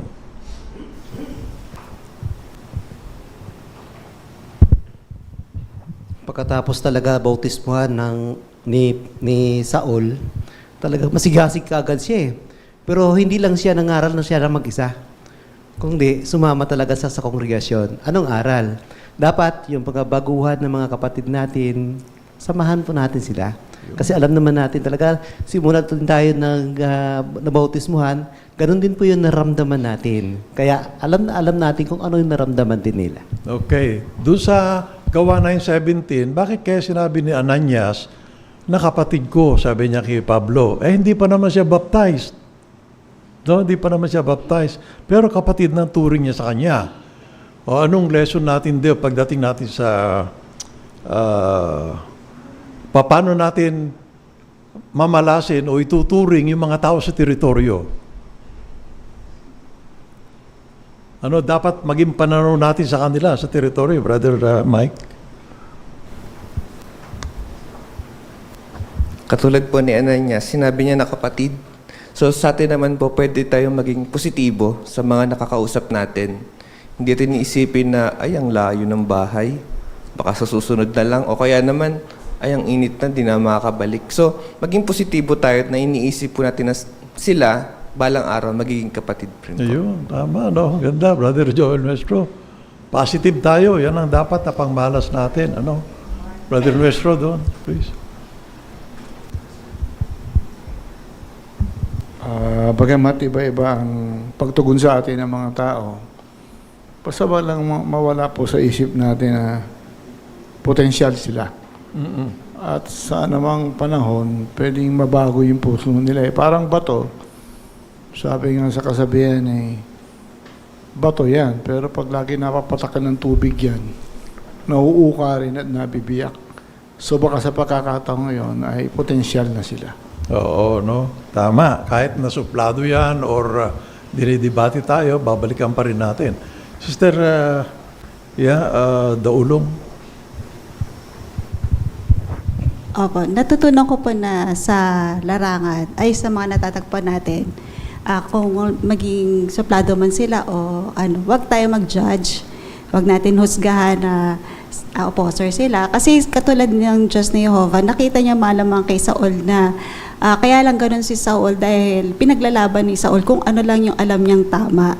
Pinaninindigan ni Saul kung ano yung alam niyang tama. Kaya pinakita ni God Jehovah na ito yung tama. Nakita ni God Jehovah na pag nalaman mo, paninindigan mo rin to. Yan. Okay. Doon sa 9:27 ng Gawa, si Bernabe, isinama niya si Pablo sa mga apostol. Pinakilala na niya. O ngayon, paano natin magagawa ito doon sa mga baguhan naman? Halimbawa, para maging komportable yung baguhan, na nakita natin dumadalo ngayon, ano gagawin? Lalo na mga elder, mga pioneer, minister, servant, ano gagawin natin sa mga baguhan para komportable silang naririto? Tandaan natin si Bernabe, dinala niya sa mga apostol si Pablo. Pinakilala. So, ano lesson natin doon? Ano gagawin natin doon sa mga, aliba, tayo mga elder, ano, nakita natin baguhan. Andiyan, dumadalo. Okay, Sister Maybelline. Kapag may mga baguhang dumadalo, pwede natin silang lapitan. Tanungin natin sila, kamustahin, tapos pakilala din natin sila sa iba para maging welcome sila dito, hindi sila mahiya, at marami sila makilala. Yan, very good. So, ngayon, dito na tayo sa susunod na, araling 97 na tayo, no? Okay, pakisuyo, tuloy mo na, pakibasa mo na yung title, please. Tumanggap ng banal na espiritu si Cornelio. Sa Cesarea, may isang Romanong opisyal ng hukbo na ang pangalan ay Cornelio. Kahit hindi siya Hudyo, iginagalang siya ng mga Hudyo. Matulungin siya sa may hirap. Nainiwala si Cornelio kay Jehovah at lagi siyang nananalangin sa kanya. Isang araw, nagpakita kay Cornelio ang isang anghel at nagsabi, "Pinakinggan mo ang Diyos, ang mga panalangin mo. Magpadala ka ngayon ng mga tao sa lungsod ng Jope, sa tinutuluyan ni Pedro, at hilingin mo sa kanya na puntahan ka." Nagpadala agad si Cornelio ng 3 lalaki papunta sa Jope na mga 50 kilometro patimog. Habang nasa Jope naman si Pedro, nagkaroon siya ng pangitain. May nakita siyang mga hayop na bawal kainin ng mga Hudyo, at may narinig siyang boses na nagsasabing kainin niya iyon. Ayaw ni Pedro. Sinabi niya, "Kahit kailan, hindi pa ako kumain ng maruming hayop." Pagkatapos ay sinabi sa kanya ng boses, "Huwag mo nang tawaging marumi ang mga hayop na ito. Nilinis na ng Diyos sa mga ito." Sinabi din kay Pedro, "May 3 lalaki sa pinto. Sumama ka sa kanila." Pumunta si Pedro sa pinto at tinanong niya ang mga lalaki kung bakit sila nandoon. Sumagot sila, "Ipinadala kami ni Cornelio, isang Romanong opisyal ng hukbo. Ipinapasundo ka niya sa bahay niya sa Cesarea." Pinatuloy ni Pedro sa bahay ang mga lalaki at doon na pinatulog. Kinabukasan, siya at ang ilang lalaki sa Jope ay sumama sa mga lalaki pabalik sa Cesarea. Nang makita ni Cornelio si Pedro, napaluhod siya. Pero sinabi ni Pedro, "Tumayo ka. Tao lang din akong gaya mo. Inutusan ako ng Diyos na puntahan ka dito sa bahay mo, kahit na hindi pumapasok ang mga Hudyo sa tahanan ng mga Hentil. Ngayon, sabihin mo sa akin kung bakit mo ako ipinasundo." Sinabi ni Cornelio kay Pedro, 4 na araw ang nakakaraan na nalangin ako sa Diyos, at may isang anghel na nagpakita sa akin at nagsabing ipasundo ka. Pakisuyong ituro mo sa amin ang mga salita ni Jehovah, sinabi ni Pedro. Alam ko na ngayon na hindi nagtatangi ang Diyos. Tinatanggap niya ang sino mang gustong sumamba sa Kanya. Tinuruan sila ni Pedro ng maraming bagay tungkol kay Jesus. Pagkatapos, ang banal na espiritu ay bumabaki na Cornelio at sa sambahayan niya, at silang lahat ay nabautismuhan. Maraming salamat, Brother Esel, sa inyong mahusay na pagbasa. Bakit ayaw kumain ni Pedro ng maruming hayop? Bakit kaya? Marumi nga sasabihin niyo ba? Okay, Brother Renz Umali. Dun sa Gawa Gs 14, makikita natin yung sagot. Dun sa cross-reference, letter D, sumusunod lang naman siya sa kautosang mosaiko. Kasi ang utos, bawal kumain ng marurumi. So, ibig sabihin, para sa kanya, talagang gumagana pa yung kautosan nun na sinusunod lang niya. Yan. Tama yun, di ba? Okay, ngayon, bakit inutusan ni Jehovah si Pedro na pumunta sa bahay ng isang hintil? May kaugnayan din. Ano bang ipinakita sa kanya? Ano ba yung ginawa ni Jehovah para magpunta siya sa hintil? Kasi talaga dapat ang pangaralan nila Hudyo lang No? Mga Hudyo lang. Yan. Sumunod mga Samaritano. And then, ito na, hintil na ngayon. Bakit kaya inutusan ni Jehovah si Pedro na pumunta sa hintil? Nawala yung grupo dito, no? Anyway, sige, okay. Sister, Sister Iya. Kasi nga po gusto ni Jehovah na maintindihan ni Pedro na hindi siya nagtatangi. Tinanggap na rin ni Jehovah ang mga hintil na may pananampalataya at gustong sumamba sa Kanya. pinakita nito na ang mabuting balita ay para sa lahat po ng uri ng tao. Yun. Bakit kaya? Anong uri ba ng tao si Cornelio? Bagaman hindi siya Hudyo, pero anong kanyang pinaniniwalaan panahon yun, Brother Isi? Actually, may kaugnayan to dun sa pagkain ng marumi. Kasi dati, yung batas mosaiko, pinagbabawal yun. Pero dahil nga sa bisa ng haing pantubos, napalitan na yung batas na yun, hindi na kailangang i-apply. Gayon din dito sa pangangaral sa mga waring maruruming mga tao, mga hentil. Hindi sila karapat-dapat talaga eh.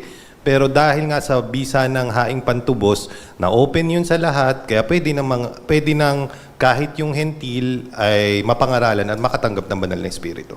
Ayan, okay. Bagaman itong naratibo rito ay parang kay Cornelio, chapter 10, verse 1 to 48, halos nakapokus sa kanya, no? Di ba? Pero ang talagang main actor dyan, si Jehovah. So anong natutunan natin dito kay Jehovah? Siya main actor talaga, Brother Jeric. Na si Jehovah hindi nitatangi. Tinatanggap niya yung mga tao na gustong sumunod at sumamba sa kanya. Oo. Dati, ang pabor niya lang doon sa mga Hudyo, no? Pero nagsimula noong 36 CE, wala na siyang pinapaboran. Lahat ng membro ng United Nations, ano na niya, kung sino man ang natatakot doon kay Jehovah, tatanggapin niya. May nakita pa kayong punto dyan, Sister Calso, please. Kahit anumang uri ng tao, pag sila ay nanalangin, pinakikinggan ng Diyos na Jehovah. Kaya ito ang tandaan natin. Pwede naman tayong manalangin. Basta sasabitin natin ang pangalan ng Diyos. Yun. Ba't nung sinabing actor, ang main actor talaga dyan, si Jehovah? Kasi una, yung dream ni Pedro, binigyan siya ng ng panaginip. Tapos si Cornelio naman, pangitain naman, Tapos si Jehovah, pinadala niya naman si Pedro kay Cornelius. So talaga, ang main actor dyan, malaki na tunan natin kay Jehovah, Yan. So, ngayon, yung itong si Cornelio, di ba, halos lumuhod kay Juan Parang gusto niyang magbigay ng parang papuri kay Pedro. Pero sabi ni Pedro, ako'y katulad mo lang na isang alipin. Paano natin ikakapit ito? Halimbawa tayo ay may bahagi, katulad kanina. Ganda lahat. Pinaghandaan nilang mabuti ito. Kaya yun, maganda presentation. So, anong kailangan natin gawin mga kapatid? Paano natin matutularan yung mga kapatid na gumarap kanina na mga estudyante? Kasi kung minsan binabasa lang natin sa di ba? Sa cellphone, ganyan, may magtatanong. Sagutin lang babasahin pa. Kung minsan, halimbawa hindi ba, ang sagot halimbawa, oo, titingnan pa niya. Oo. No? Kasi, so, bakit mahalaga ng paghahanda, mga kapatid? No? Sino ba mabibigyan ng kapurihan pagka naghahanda tayo? Tulad ni Pedro kanina, sabi ni Pedro, hindi, ako'y katulad mo lang na alipin din. Brother Ian, sige. Una sa lahat, inihanda ni Jehovah itong spiritual na mga pagkain para sa atin. Ngayon, dahil inihanda niya, binigyan tayo ng pagkakataon na magkaroon ng bahagi dun sa pinaghanda niya. Ngayon, paghandaan din natin yung kung paano yung mabuti, paghandaan natin mabuti na yung binigay ni Jehovah, na binigyan tayong pribileyo na magkaroon ng bahagi sa harapan para bawat isa ay makinabang ng hindi naman masamang gamitin ng cellphone para nga kung nandoon yung nakasulat yung mga tanong o outline, ganyan, o manuscript mo. Pero mas maganda kasi na hanggat maaari, para nakikita mo yung itsura niya, talagang nagpa-practice kayo para talagang na mas masasabi na na-appreciate mo yung binigay ni Jehovah na pribileyo sa iyo na magampanan yung bahagi mo. Yun, tama, no? Di ba? Kasi kung binabasa nga naman natin, sabi nga ni isang elder sa meeting namin tapos papansinin ka sa pagiging natural. No, yung tapos binabasa mo, no? Parang hindi natural yun. Doon ka pa binapansin. Ngayon, nakita nyo si Pedro, no, ha? Halimbawa tayo, ano ba ang motive natin kung, halimbawa, naganda tayo, ano ba motive natin kung bakit natin naghahanda? Brother Jay.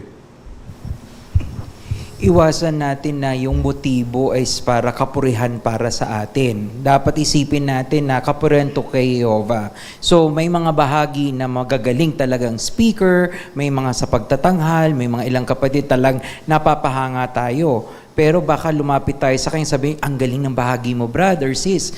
Pero dapat yung isang pagtugon na yon dun sa isang brother, sister na yon, ay ito'y para kay Jehovah. Kumbaga, ibabalik natin kay Jehovah yon kasi ang kapurihan ay para kay Jehovah at hindi para sa atin. Yun, tama. Kasi kung ang motive natin, pahangahin yung kapatid, pahangahin yung mga audience, halimbawa yun ating motibo, no? Alam mong naghanda ka, tapos ang ganda ng pahayag mo. Ganda naman. Pero hindi ka binati. No, hindi sinabi sa iyo na ang ganda ng bahagi mo. Walang bumati pero ang ganda talaga. Dahil alam mo yun Ano mangyari pagka yun ang inaasahan mo tapos hindi ka ang ganda nga tapos umaasa ka na babatiin ka, hindi ka nabati, hindi ka nakumindahan. Brother Renz. Ayon sa isang publikasyon, magandang mindset na isipin na instrumento lang tayo. Kung sakali walang nagkomenda sa atin, lumapit after ng bahagi. Magandang mindset ni Pablo sa Gawa 20:24. Sabi niya doon, matapos ko lang yung assignment ko, okay na ako. So, ibig sabihin, ganun din sa atin. Mapatibay lang natin yung mga kapatid. Mapuri si Jehovah, okay na tayo doon. Yun, tama. Hindi ka na magiging masaya kapag umaasa ka ng papuri. Kahit na masaya ka nung binahagi mo yon. Pero nung hindi ka nabati, hindi ka nakumindahan, hindi ka na masaya. No? So, ano pa? Ano pa ang nakita natin dito mga kapatid? Na sa pamilya naman, halimbawa, okay, lalo sa ating kongregasyon, napakasipag lumabas pagkalinggo. So, pagkadating na sa larangan, sino ang tulad Cornelio na dapat hanapin natin at kausapin? Sino? Kasi tandaan natin, nung si Cornelio naging lingkod, pati sambahayan niya, nakasama. So, sa larangan, sino ang unang-una nating hahanapin ng mga tulad Cornelio? Brother Makmak.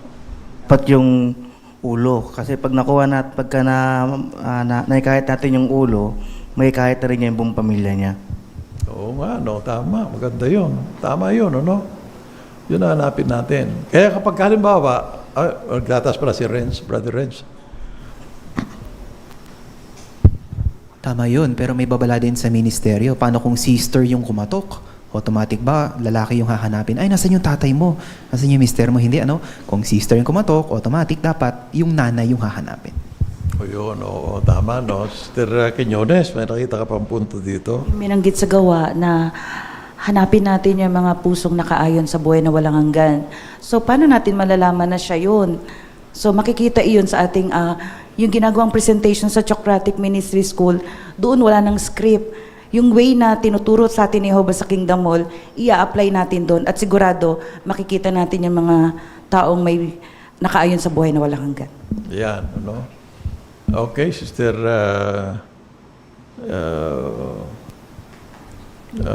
Sister Umali pala. Maganda pong halimbawa dito si Cornelio. Si Cornelio po pala, isa po siyang centurion. Siya po ay mayaman at kilala sa lipunan. At siya rin po ay namamahala sa 100 sundalo. So makikita po natin sa kanya yung 3 H, yung humble, yung pagiging honest, at saka yung hungry. Kasi nakita natin dito na nanalangin po si Cornelio. Yun, di ba? Saka matulungin yan, Sino yung mga tinutulungan niya noon? Bagaman siya hintil, pero sino yung priority tinutulungan niya? Hintil siya. Sino?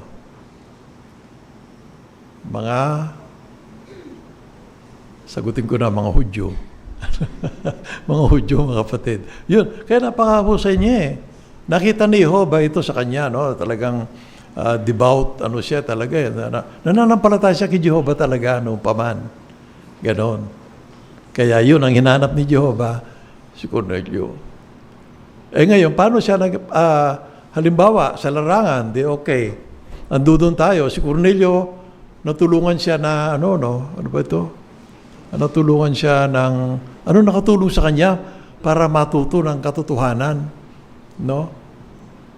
Na pwedeng sa larangan din ay sa teritoryo ay meron ding sumusuporta sa atin doon. Sino sumuporta kay sa pangangaral ng Sister Marlene?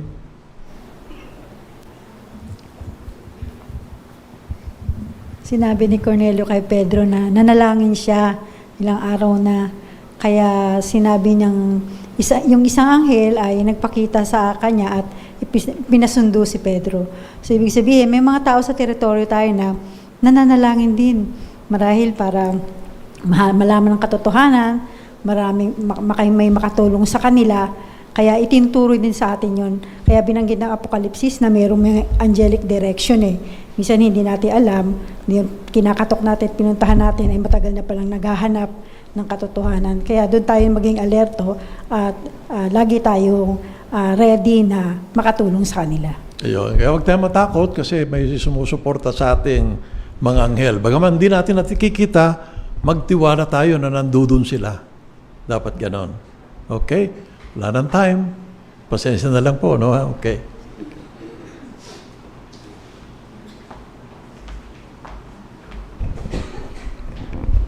Marami po salamat, Brother Calso, at sa inyong kasama, si Brother Magpili, sa tagabasa, sa inyong maliwanag at nakapagtuturong pagtalakay sa ating pag-aaral ng ating kongregasyon sa Biblia gamit ang mga aral sa Biblia. Tunay na nakinabang tayo sa ating tatlong bahagi ng pagpupulong, mga kapatid. Yung una, yung kayamanan mula sa salita ng Diyos. Nakita natin kung ano lang dapat ang ipagmalaki natin. Ang Diyos na Jehovah, ang kanyang pangalan. No?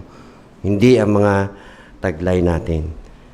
At sa pangalawang bahagi naman, sa espiritual na hiyas, natuto tayo na ang mga tagapangasiwa ay dapat na maging halimbawa. May mga tagapangasiwa noon na talagang nalihis sila. Pero sa ngayon, kailangan ay maging aral ito sa mga nangangasiwa sa kongregasyon, sa bayan ng Diyos na Jehovah. Natuto din tayo sa mga gumanap ng mga bahagi nila, na mahuhusay na gumanap ng kanilang bahagi, mula doon sa pagbabasa ng Biblia at doon sa maging mahusay sa ministeryo. Natuto tayo ng mga ilang paraan kung paano natin ito ipapaabot sa mga tao ang mabuting balita, na may kabaitan at pagpapakumbaba. Yung sa mamumuhay bilang Kristiyano, nakita natin kung bakit hindi tayo padaya sa mga maaaring magpahina ng ating pananampalataya ng mga tao ngayon na hindi naman talaga nila kaya ituwid ng kanilang sarili, yung mga namamahala sa mga bansa o sa ating kapaligiran. Nakapanood natin yung video na dapat lang ay ang kaharian lang ng Diyos ang dapat nating pagkatiwalaan. Sa pag-aaral ng Biblia, nakita natin doon kung anong mga aral kay Apostol Pablo, kay Cornelio, na silang pinili ng Diyos na Jehovah para tularan din natin yung kanilang pananampalataya. Kumusta kayo, mga kapatid? Ano ba yung ibang mga punto na natutunan nyo sa tatlong bahaging ito na ating pagpupulong na maaari niyong bulay-bulayin pag-uwi ninyo sa ating mga tahanan? Sister Barce.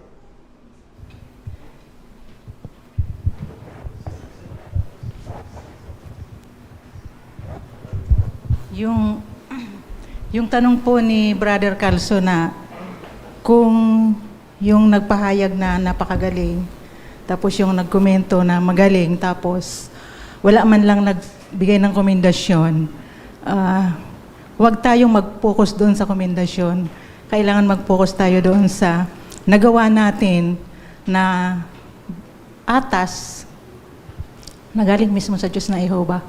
Dapat nasa mindset natin na ang Diyos na Jehovah ang napasaya natin, hindi yung tayo ang napasaya dahil sa mga komendasyon. Yun, ano? Brother Tom? Villavicencio?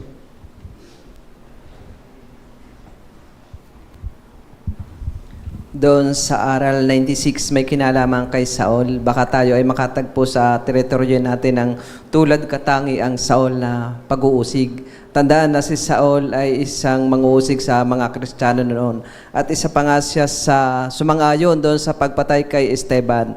Paano kung tayo ay makatagpo ng tulad ni Saul? Susuko na ba tayo? Hindi tayo susuko. Tandaan natin yung unang mga Kristiyano na bagaman sila ay pinag-usig, pero iyo'y napagtagumpayan nila sa tulong mismo ng Diyos na Jehovah. Okay, salamat po. No? Brother Carso po.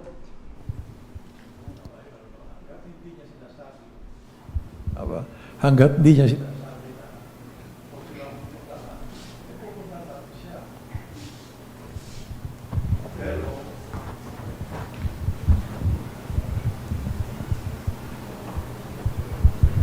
So kahit na gano'ng kasuplado yung babalik-balikan pa rin natin eh. Hanggat hindi niya sinasabi na huwag niyo na akong puntahan dito O di, ano yung sasabihin naman natin? Isulat niyo dyan, huwag na kayong puntahan ng mga saksi. Kasi kung hindi niyo susulat, pupunta pa rin kami rito. Kasi hindi niya sinusulat eh. Mga mamay, iba na nakatira doon. Hindi naman katulad sa Amerika na sila rin na nakatira doon. Dito papalit-palit. Ayan. Salamat po sa magandang punto na yun. Brother Mike Torres? Sa 10 minutes talk naman po na pag-isip-isip ko po yung ano yung kinakwento ko, ano yung pinapost ko, bakit ko ito pinapost, para pahangain ba yung iba o para papurihan si Jehovah. Kaya maganda po na bulay-bulayin ko po ito. Salamat. Marami pa tayong gustong ikomento, subalit limitado yung ating oras. Marami po salamat sa inyong mga natutunan, ating bulay-bulayan yan sa ating mga tahanan, kung ano yung mga natutunan natin. Dito po nagtatapos yung ating pagpupulong, ating awitin na yung awit numero 58. Ang pamagat, hanapin ang mga kaibigan ng kapayapaan, tulad ng ating mga tinalakay sa ating pag-aaral ng Biblia, no? Gamit ang aral sa Biblia. Ngayon ay sundan natin ang himig ng ating musika, mga kapatid.